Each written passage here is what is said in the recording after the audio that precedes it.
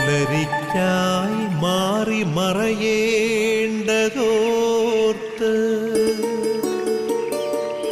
ചന്ദ്രനക്ഷത്രാദികൾ വിതുമ്പുമ്പോൾ മാറ്റമില്ലാതെങ്ങും വിരാജിക്കും ദൈവമേ, അങ്ങയെ വാഴ്ത്തുന്നു ഞങ്ങൾ. ഉദിച്ചെങ്ങും പ്രഭതൂകും പാരിലെ സൂര്യരശ്മിയേക്കാൾ പ്രശോഭിച്ചെന്നും പ്രസാദമേകുന്ന ദൈവമേ, അങ്ങേ മഹിമാവെത്ര മനോജ്ഞം.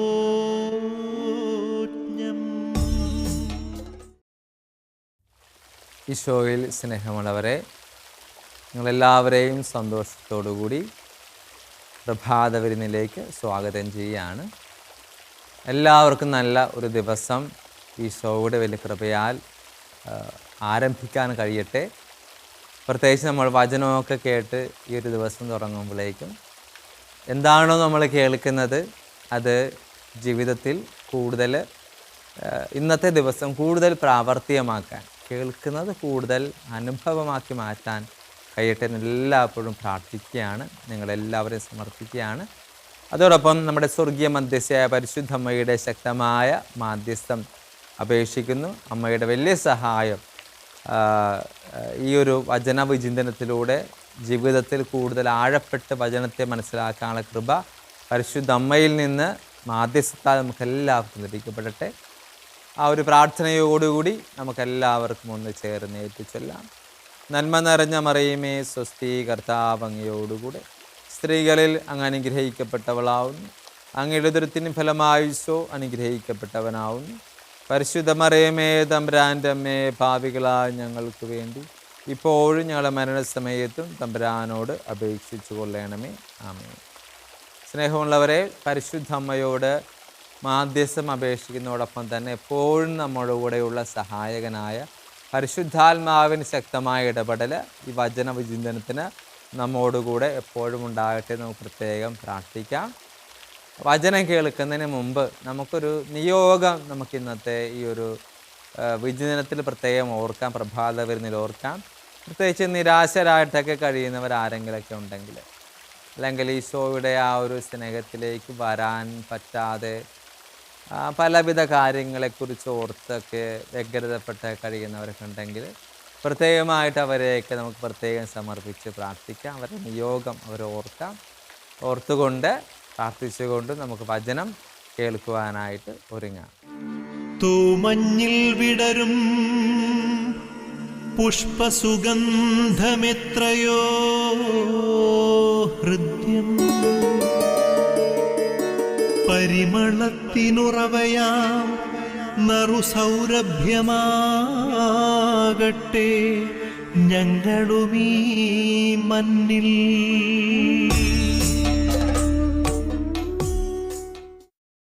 പ്രിയമുള്ളവരെ, നമ്മൾ തിരഞ്ഞെടുത്തിരിക്കുന്ന വചനഭാഗം മത്തായിയുടെ സുവിശേഷം 13-ാം അധ്യായത്തിലെ 44 മുതൽ 46 വരെയുള്ള വാക്യങ്ങളാണ്. വചനം ഇങ്ങനെയാണ്: സ്വർഗരാജ്യം വയലിൽ ഒളിച്ചു വച്ചിരിക്കുന്ന നിധിക്ക് തുല്യം. അത് കണ്ടെത്തുന്നവൻ അത് മറച്ചു വയ്ക്കുകയും സന്തോഷത്തോടെ പോയി തനിക്കുള്ളതെല്ലാം വിറ്റ് ആ വയൽ വാങ്ങുകയും ചെയ്യുന്നു.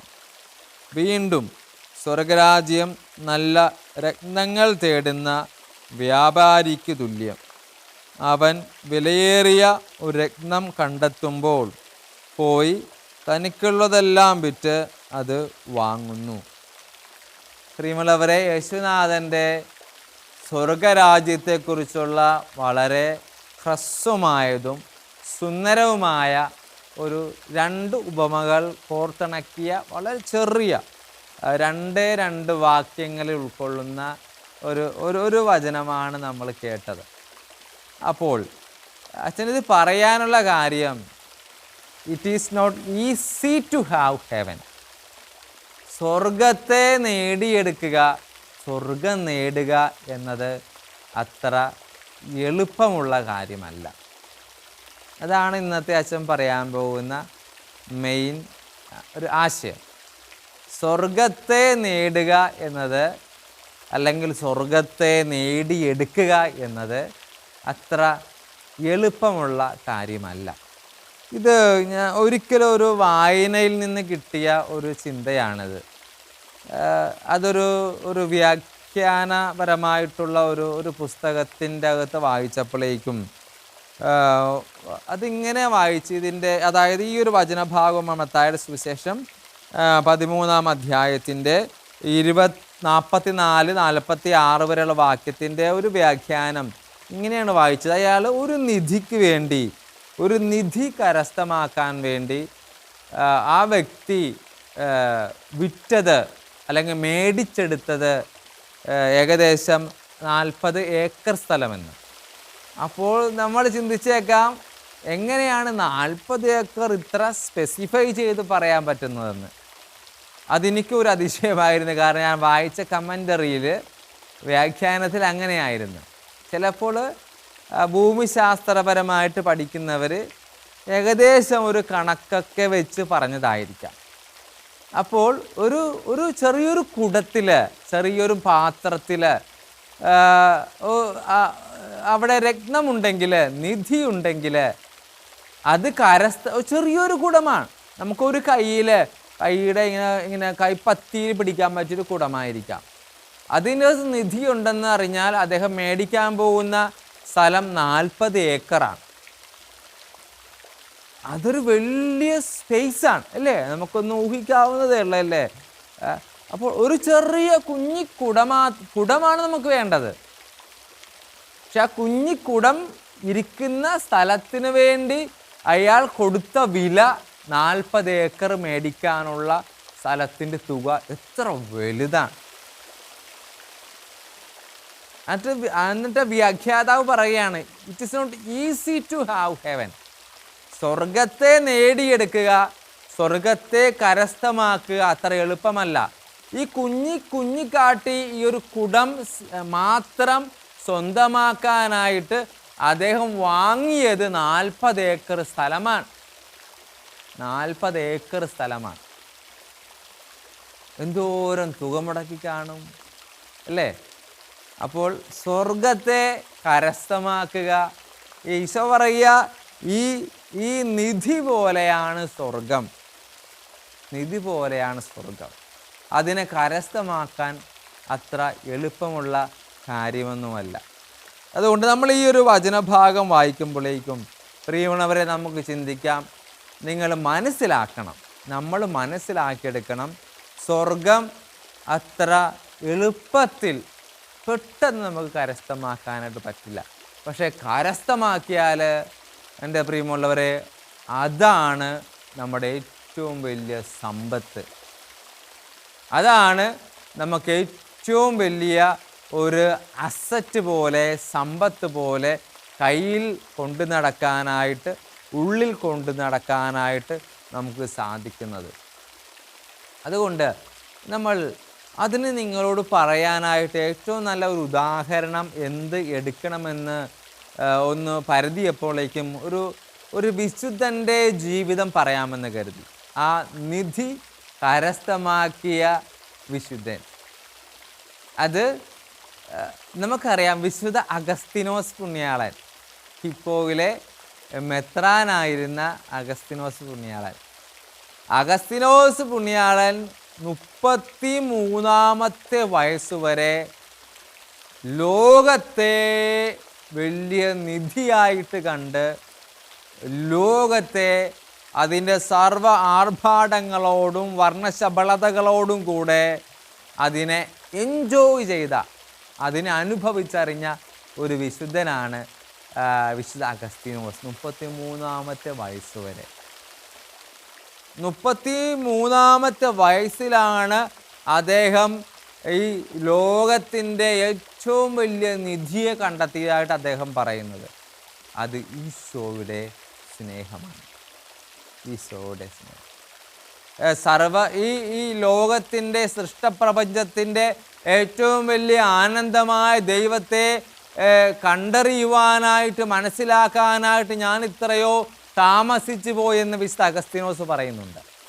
പിന്നീട് 76-ാമത്തെ വയസ്സിൽ മരിക്കുമ്പോഴേക്കും 43 വർഷം കൊണ്ട് അദ്ദേഹം ഉണ്ടാക്കിയെടുത്ത ആ സ്വർഗരാജ്യത്തിൻ്റെ വലിയൊരു വിശാലത അദ്ദേഹത്തിൻ്റെ പല പുസ്തകങ്ങളിൽ നമ്മൾ വായിച്ചറിയുന്നില്ലേ അല്ലേ? അപ്പോൾ അദ്ദേഹം 33-ാമത്തെ വയസ്സിലാണ് സ്വർഗത്തെ നേടിയെടുക്കാനായിട്ട് അദ്ദേഹം യാത്ര തുടങ്ങുന്നത്. അത്രയും നാൾ അദ്ദേഹം വേസ്റ്റായി കണ്ടു. ഇത്രയും നാളത്തെ എൻ്റെ ജീവിതം വളരെ വേസ്റ്റായിരുന്നു. ഞാൻ പലതും അറിഞ്ഞു, പലതും വായിച്ചു, പല യൂണിവേഴ്സിറ്റികളിലും പഠിപ്പിച്ചു. പക്ഷേ ക്രിസ്തുവിനെ മാത്രം അനുഭവിച്ചറിയാൻ പറ്റിയില്ല. യഥാർത്ഥ സ്വർഗത്തെ അനുഭവിച്ചറിയാൻ പറ്റിയില്ല. അദ്ദേഹം തൻ്റെ പുസ്തകങ്ങളിൽ എഴുതി വെക്കുന്നുണ്ട്. അപ്പോൾ പ്രിയമുള്ള സഹോദരങ്ങളെ, സ്വർഗത്തെ കരസ്ഥമാക്കുക അത്ര എളുപ്പമുള്ള കാര്യമല്ല.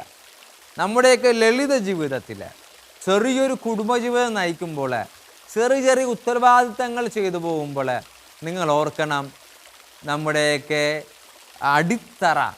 അടിത്തറ ക്രിസ്തുവാകുന്ന അടിത്തറയിലാണ് നമ്മൾ കെട്ടിപ്പൊക്കുന്നതെങ്കിൽ നമ്മൾ സ്വർഗത്തിലാണ്.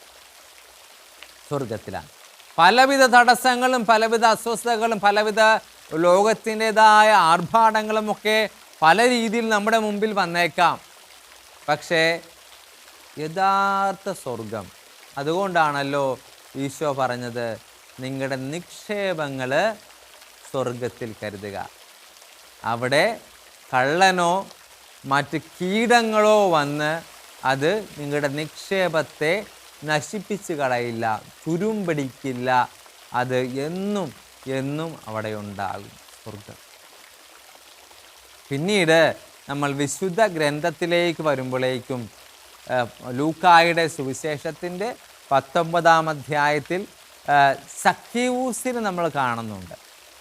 സഖ്യവൂസിനെ സ്വർഗം തിരിച്ചറിഞ്ഞ വ്യക്തി അല്ലേ? പ്രിയമുള്ളവരെ, നമ്മൾ സ്വർഗത്തെ തിരിച്ചറിയാൻ ഇപ്പോഴും പറ്റുന്നില്ലെങ്കിൽ നമ്മളൊന്ന് നിൽക്കുക, ആ യാത്ര ഒന്ന് സ്റ്റോപ്പ്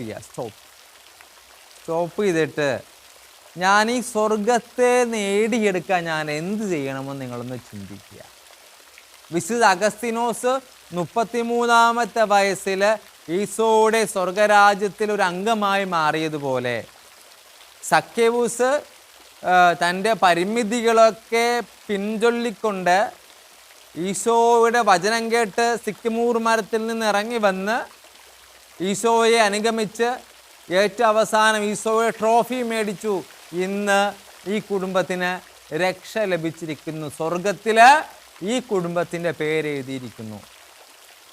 അപ്പോൾ വിശുദ്ധ അഗസ്തീനോസിനെ പോലെ സഖ്യവൂസിനെ പോലെ ഈ സ്വർഗരാജ്യത്തിലേക്ക് നമുക്ക് പ്രവേശിക്കണമെന്നുണ്ടെങ്കിൽ നമ്മൾ ഇപ്പോൾ സ്വർഗത്തിലല്ല എന്ന് നിങ്ങൾക്ക് ഉത്തമമായ ബോധ്യമുണ്ടെങ്കിൽ സ്റ്റോപ്പ്, അവിടെ നിർത്തുക, യാത്ര അവിടെ നിർത്തുക, ചിന്തിക്കുക, വിചിന്തനം ചെയ്യുക. ഇനി എന്താണ് ഞാൻ ചെയ്യേണ്ടത്? ഇത്രയും വിശാലമായ സ്വർഗരാജ്യം നേടിയെടുക്കാനായിട്ട് എന്താണ് ഞാൻ ത്യാഗം ചെയ്യേണ്ടത്? എന്തിനെയാണ് ഞാൻ വിട്ടുകൊടുക്കേണ്ടത്? എന്തിനെയാണ് ഞാൻ മാറ്റിവെക്കേണ്ടത്? എന്തൊക്കെ സാധ്യതകളാണ് ഞാൻ തുറന്നു വെക്കേണ്ടത്? നമ്മുടെ ലളിതമായ ജീവിതമാണ്. നമ്മളൊക്കെ ഡെയിലി ജോലി ചെയ്ത് ദിവസക്കൂലിക്കും ഒക്കെ ജോലി ചെയ്ത് അധ്വാനിച്ച് മഴയും വെയിലും കൊണ്ട് സഹിച്ച് കുടുംബത്തെ പോറ്റുന്നവരാണ്. അതിൻ്റെ ഇടയ്ക്ക് ചില വർണ്ണങ്ങൾ വരുമ്പോൾ അത് കണ്ണ് മഞ്ഞളിച്ച് ഈ സ്വർഗത്തിൽ നിന്ന് അകലെ പോയാൽ നമ്മുടെ ആത്മാവ് എവിടെ ചെന്നാണ് രക്ഷപ്പെടുക? അതുകൊണ്ട് എൻ്റെ പ്രിയമുള്ള സഹോദരങ്ങളെ, it is not easy to have heaven. സ്വർഗത്തിൽ പ്രവേശിക്കുക അത്ര എളുപ്പമുള്ള കാര്യമല്ല, അല്ലെങ്കിൽ സ്വർഗം കരസ്ഥമാക്കുക അത്ര എളുപ്പമുള്ള കാര്യമല്ല. നമുക്കെപ്പോഴും ഒരു ചായ്വ് ആദത്തിനെയും ഹവ്വയെയും പോലെ ഒരു ചായ്വ് നമുക്കെപ്പോഴും ചിന്മയിലേക്കാണ്, നെഗറ്റീവിലേക്കാണ്. പ്രലോഭകൻ പല രീതിയിൽ നമ്മളെ ചുറ്റിക്കറങ്ങുന്നുണ്ട്. പത്രോസിന്റെ ലേഖനത്തിൽ പറയുന്നില്ലേ, നിന്റെ ശത്രുവായ പിശാച് അലറുന്ന സിംഹത്തെ പോലെ ആരെ വിഴുങ്ങണമെന്ന് കാത്തിരിക്കുകയാണ്. അലറുന്ന സിംഹത്തെ പോലെ എന്നാ പറയാ വചനം. അപ്പോൾ എൻ്റെ പ്രിയമുള്ളവരെ, നമ്മളാരും സ്വർഗത്തിൽ നിന്ന് പുറത്തു പോകാതിരിക്കട്ടെ. ഈശോ പറയുന്നുണ്ട്, എളുപ്പമല്ല, പക്ഷേ നമുക്ക് എളുപ്പമാക്കിയെടുക്കാൻ പറ്റും. നമ്മുടെയൊക്കെ വളരെ ലളിതമായിട്ടുള്ള അച്ഛൻ ആവർത്തിക്കണേ, നമ്മളൊക്കെ കഷ്ടപ്പെട്ട് ജീവിക്കുന്നവരാണ്, അധ്വാനിച്ച് ജീവിക്കുന്നവരാണ്, വിയർത്ത് ജീവിക്കുന്നവരാണ്, നെറ്റിയിലെ വിയർപ്പ് കൊണ്ട് അധ്വാനിക്കുന്നവരാണ് നമ്മൾ. ചിലപ്പോൾ ശരീരം കൊണ്ടാകാം, ചിലപ്പോൾ അത് മനസ്സുകൊണ്ടാകാം, ചിലപ്പോൾ നമ്മുടെ ചില കഴിവുകൾ കൊണ്ടാകാം അധ്വാനിക്കുന്നവരാണ് നമ്മൾ.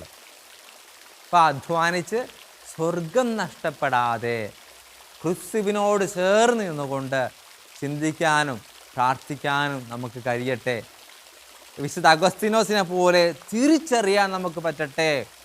സക്കേവൂസിനെ പോലെ വചനം കേട്ട് ഇറങ്ങി വരാനും സ്വർഗത്തെ പ്രാപിക്കാനും നമ്മൾക്കെല്ലാവർക്കും കഴിയട്ടെ. അതിന് ഈശോ നമ്മളെ ഈ ഒരു വചന വിചിന്തനത്തിലൂടെ കാര്യഗൗരവമായിട്ട് നമ്മളെല്ലാവരെയും ഒരുക്കട്ടെ എന്നുള്ള ചിന്തയോടുകൂടി നമുക്കൊന്ന് ചേർന്ന് പ്രാർത്ഥിക്കാം. ആബാ പിതാവേ, സ്നേഹാഗ്നിയാൽ ജ്വലിക്കട്ടെ മക്കളാ ഞങ്ങളെല്ലാം.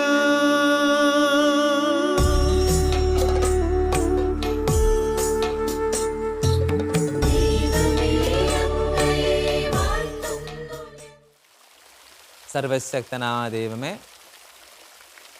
ത്രിയേക ദൈവത്തോട് പ്രത്യേകമായിട്ട് ഞങ്ങൾ പ്രാർത്ഥിക്കുകയാണ്.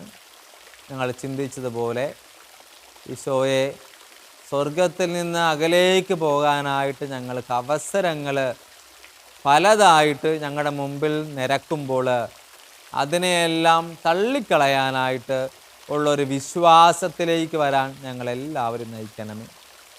വിശുദ്ധ യൗസപിതാവിനും പരിശുദ്ധ അമ്മയോടും എല്ലാ മാലാഖമാരോടും വിശുദ്ധന്മാരോടും വിശുദ്ധമാരോടും ഞങ്ങളുടെ നാമത്തിലുള്ള വിശുദ്ധൻ നമ്മുടെ ഇടവകയുടെ മധ്യസ്ഥ അവരോടും എല്ലാവരോടും പ്രത്യേകമായിട്ട് ഞങ്ങൾ പ്രാർത്ഥിക്കുകയാണ്.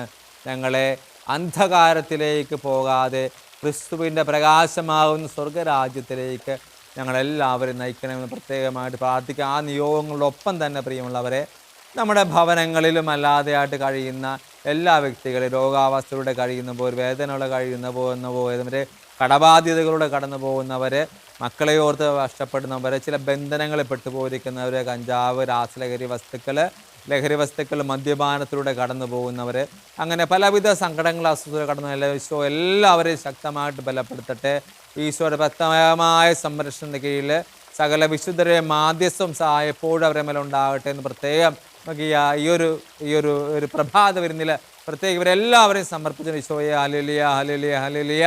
ഇവരെല്ലാവരെയും ബലപ്പെടുത്തണം, ഇവരെല്ലാവരും ശക്തിപ്പെടുത്തണം. ഈശോയുടെ വലിയ കൃപയാൽ ഇവരെല്ലാവരെയും നിറയ്ക്കണമേ. കർത്താവായ ക്രിസ്തു വഴി ഞങ്ങൾ സമർപ്പിക്കുന്ന പ്രാർത്ഥന അങ്ങ് കേട്ടുരളയണമേ. ആമേൻ.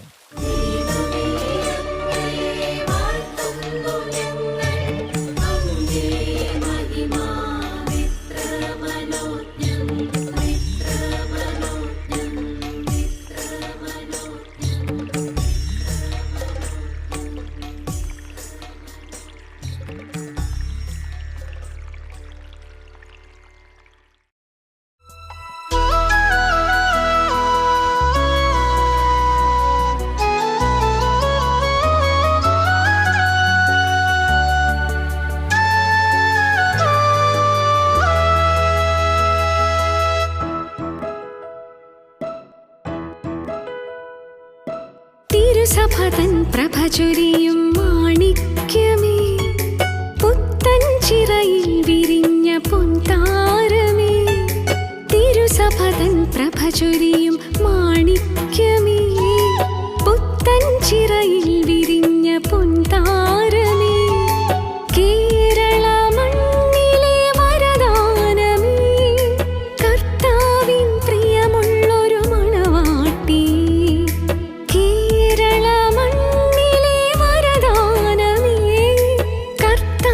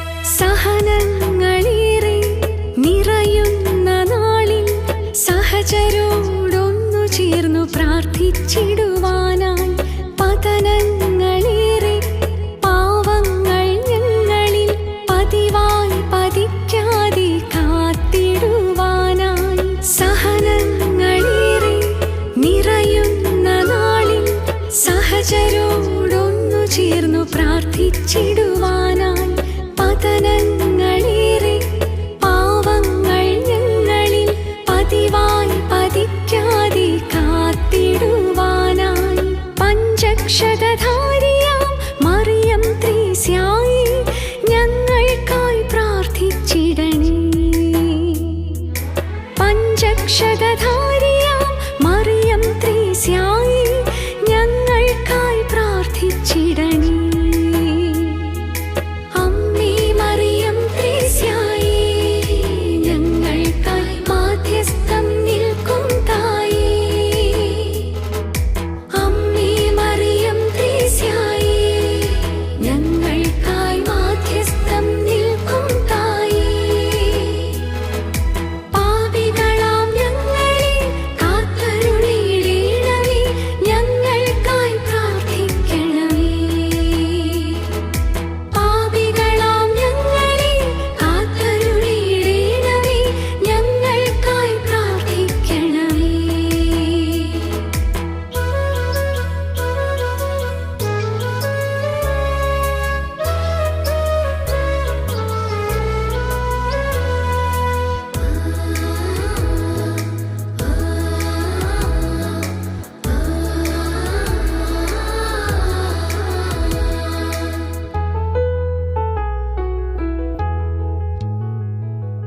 തളരുന്ന നേരം തിരുസുതനോടൊപ്പം സാന്ത്വനമേകിടും നാദമായിടാൻ വരദാനങ്ങളാലെ നിറഞ്ഞിടുവാനായി ദാഹത്തോടെന്നെന്നും പ്രാർത്ഥിച്ചോരമ്മേ. തളരുന്ന നേരം തിരുസുതനോടൊപ്പം സാന്ത്വനമേകിടും നാദമായിടാൻ വരദാനങ്ങളാലെ നിറഞ്ഞിടുവാനായി ദാഹത്തോടെന്നെന്നും പ്രാർത്ഥിച്ചൊരമ്മേ. തിരുക്കുടുംബം പോൽ ഐക്യത്തിൽ വാഴാൻ ഞങ്ങൾക്കായി പ്രാർത്ഥിക്കണമേ. തിരുക്കുടുംബം പോൽ ഐക്യത്തിൽ വാഴാൻ ഞങ്ങൾക്കായി പ്രാർത്ഥിക്കണമേ. തിരുസഭതൻ പ്രഭ ചൊരിയും മാണിക്യമേ, പുത്തൻ ചിറയിൽ വിരിഞ്ഞ പൊൻതാരമേ. തിരുസഭതൻ പ്രഭ ചൊരിയും മാണിക്യമേ, പുത്തൻ ചിറയിൽ വിരിഞ്ഞ പൊൻതാരമേ. കേരള മണ്ണിലെ വരദാനമേ, കർത്താവിൻ പ്രിയമുള്ളൊരു മണവാട്ടി. കേരള മണ്ണിലെ വരദാനമേ, കർത്താവിൻ പ്രിയമുള്ളൊരു മണവാട്ടി. അമ്മേ മറിയം ത്രേസ്യായി ഞങ്ങൾക്കായി മാധ്യസ്ഥം നിൽക്കും തായേ. അമ്മേ മറിയം ത്രേസ്യായി ഞങ്ങൾക്കായി മാധ്യസ്ഥം നിൽക്കും തായേ. പാപികളാം ഞങ്ങളെ കാത്തരുളിയിടണമേ, ഞങ്ങൾക്കായി പ്രാർത്ഥിക്കണമേ. പാപികളാം ഞങ്ങളെ കാത്തരുളിയിടണമേ, ഞങ്ങൾക്കായി പ്രാർത്ഥിക്കണമേ. പ്രിയമുള്ളവരെ, നമുക്ക് ഒന്ന് ചേർന്ന് ഈശോയുടെ ആശീർവാദം സ്വീകരിക്കാം. പരിശുദ്ധ പിതാവിനോടുള്ള കാർഡിനാൾമാരോടും എല്ലാ മെത്രാന്മാരോടും വൈദികർ സന്യാസിമാരോടും ചേർന്ന് ഈ ആശീർവാദം നിങ്ങൾ സ്വീകരിക്കുമ്പോൾ ഇന്നത്തെ ദിവസം വളരെ സമൃദ്ധമായിരിക്കട്ടെ, വളരെ അനുഗ്രഹീതമായിരിക്കട്ടെ എന്നുള്ളൊരു ചിന്തയോടുകൂടി നമുക്കൊന്ന് ചേർന്ന് ആശീർവാദം സ്വീകരിക്കാം. കർത്താവ് നിങ്ങളോടുകൂടെ, അങ്ങേ ആത്മാവോടും കൂടെ സർവശക്തനായ ദൈവം പിതാവും പുത്രനും പരിശുദ്ധാത്മാവും നിങ്ങളെല്ലാവരെയും സമർത്ഥമായി അനുഗ്രഹിക്കുമാറാകട്ടെ. ആമേൻ. പ്രിയമുള്ളവരെ, നമുക്ക് പ്രാർത്ഥന അയക്കപ്പെട്ട് ഒന്ന് ചേർന്ന് മുന്നോട്ട് പോകാം. പ്രഭാത വിരുന്നിലൂടെ നമ്മൾ ഈശോയെ കേൾക്കുമ്പോൾ ഗുഡ്നസ് ടിവിയിലൂടെ കൂടുതൽ ആഴപ്പെട്ട് വചനത്തെ അറിഞ്ഞ് ഗ്രഹിച്ച് ജീവിക്കാൻ അങ്ങനെ പരസ്പരം ഐക്യപ്പെട്ട് മരിയൻ കൂടാരത്തിൽ നമുക്ക് വേണ്ടി പ്രാർത്ഥിക്കുന്നവരുണ്ട്, ജപമാല അർപ്പിച്ച് പ്രാർത്ഥിക്കുന്നവരുണ്ട്. നമുക്കും ജപമാല അർപ്പിക്കാം. പരസ്പരം ഐക്യപ്പെട്ട് മുന്നോട്ട് ഈശോ നമ്മളെല്ലാവരെയും സമൃദ്ധമായിട്ട് അനുഗ്രഹിക്കട്ടെ. എല്ലാവർക്കും നല്ലൊരു ദിവസം ആശംസിക്കുന്നു.